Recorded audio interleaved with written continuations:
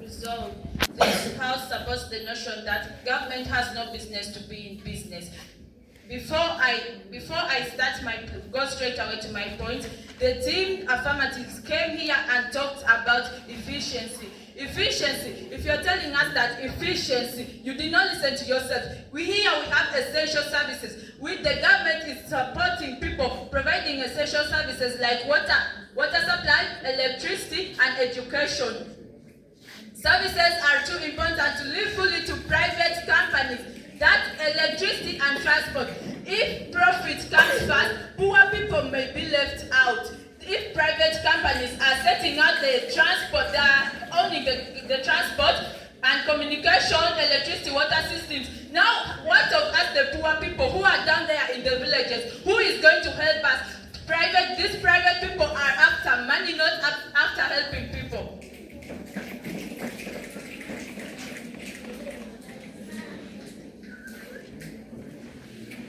The government, okay. Speaker number 2 came and told us that the government is competing with private sectors. Yes, the government is competing with private sectors because the government is raising out the voice of those people who are down, people who cannot do something. For example, in the sector of education, we have people there in rural areas, in the villages. So, in the private, they have private schools and government schools. You cannot tell me that a private school pays the same price of fees with the government schools. So, the government schools have the low fees, but the private schools have high fees. So, if you're in the village and you cannot afford to take your child in a private school where they pay high school fees, so where will you go? Is your child supposed to stay home because private schools are there and they are paying high rate of school fees? So the solution is the government has brought private schools to help those people who cannot afford private schools. So those people are studying and they are paying school fees. They are affording what they have, not hustling more for what they cannot afford and struggling a lot. With sectors of health, the government, we have hospitals. If you're talking about if you're saying the government is not helping people, we have private hospitals whereby the government has constructed these hospitals to help people. You can go in the hospital and get treatment and you get medicine, but speaker. Rejected. But in the private hospital, you have to go with the amounts of money.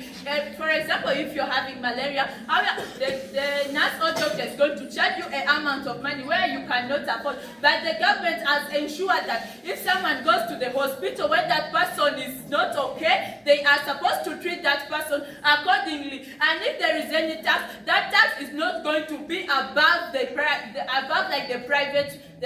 tax. So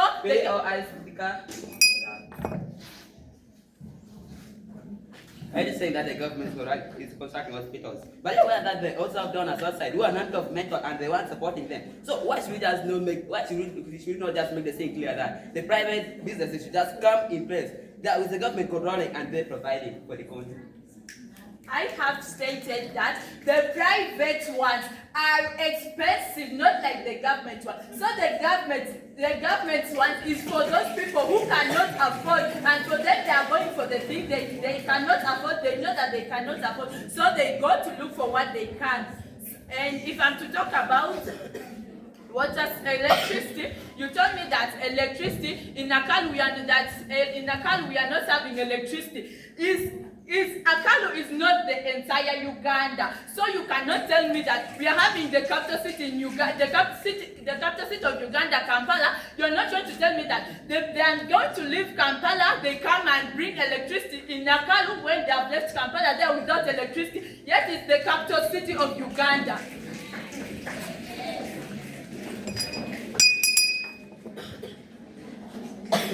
Meanwhile, the government is helping people. And I stand firmly saying that the government has business to be in business because the government is improving in this Uganda. We are planning to promote, not to demote the country by these private people coming and blindfolding us that they are doing things, yet they are charging us expensively. So we are not going to tolerate that private sectors are going to come in and kick out the government.